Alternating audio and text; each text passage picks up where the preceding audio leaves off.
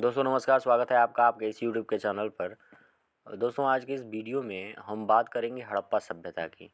ये क्वेश्चंस जो मैंने लिखे हैं वो बार बार अलग अलग एग्ज़ामों में, उत्तर प्रदेश का एग्ज़ाम हो या फिर कोई सेंट्रल गवर्नमेंट का एग्ज़ाम हो, बार बार रिपीट किए जाते हैं ये क्वेश्चन। तो चलिए शुरू करते हैं। हड़प्पा सभ्यता इसे क्यों कहते हैं? हड़प्पा सभ्यता दोस्तों इसलिए कहते हैं क्योंकि सिंधु घाटी सभ्यता में सबसे पहले जो आपका वो स्थल खोजा गया था वो हड़प्पा ही था। हड़प्पा अब पाकिस्तान के पंजाब प्रांत में पड़ता है।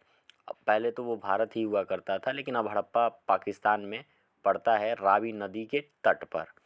तो इसे कांस्ययुगीन सभ्यता भी कहते हैं क्योंकि कांस्य का प्रयोग सबसे पहले हड़प्पा वासियों ने किया था।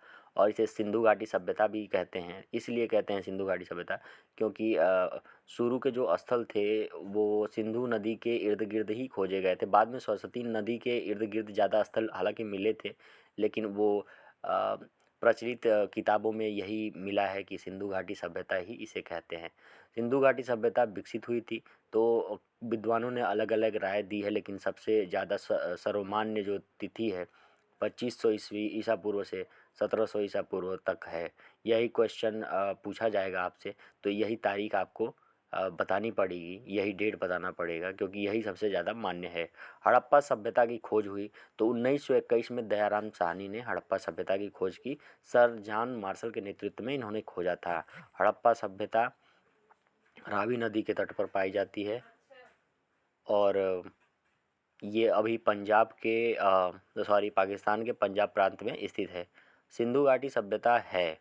सिंधु घाटी सभ्यता प्रागैतिहासिक काल की सभ्यता मानी जाती है, इसलिए कि प्रागैतिहासिक काल का मतलब ये होता है कि एक ऐतिहासिक होता है जिसमें लिखा गया है साक्ष्य साक्ष्यों के आधार पर ऐतिहासिक घटनाक्रम लिखा गया है। इसमें पुरातात्विक साक्ष्यों के आधार पर ही, और इसकी लिपि जो है प्रागैतिहासिक इसलिए मानी जाती है क्योंकि पढ़ी नहीं जा सकी है।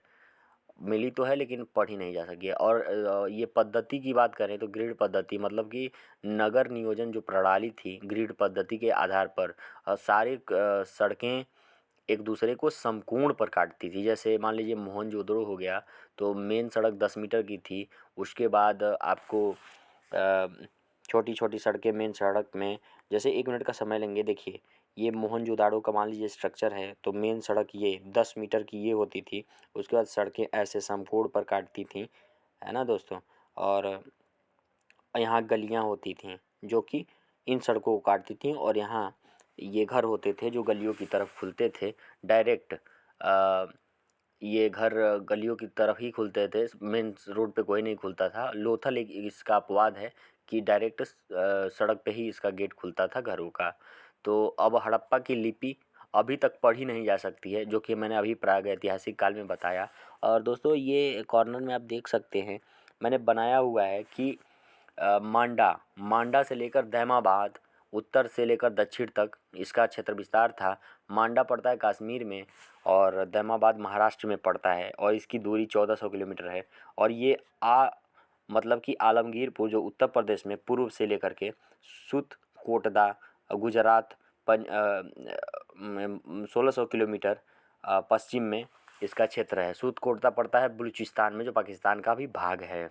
अर्थव्यवस्था का आधार कृषि था। ये लोग कृषि गाय पालते थे, घोड़े पालते थे, और व्यापार और शिल्प कला में भी माहिर थे। सिंधु घाटी सभ्यता के लोग विश्वास करते थे मात्र शक्ति में, मतलब सिंधु घाटी की सभ्यता जो थी मात्र सत्तात्मक थी। मूर्तियों से हमें ये पता चला है। उन्नत जल प्रबंधन प्रणाली कहाँ पर मिली है तो धौलावीरा में। विशाल अन्नागार और जो जलाशय होता है मोहनजोदड़ो में मिला है। हल से जोते खेत के साक्ष्य कालीबंगा में मिले हैं। तो दोस्तों आज की इस वीडियो में मैंने काफ़ी क्वेश्चंस कवर किए हैं, एक्सप्लेनेशन भी दिया है। अगर आपको अच्छा लगा तो लाइक सब्सक्राइब ज़रूर करिएगा।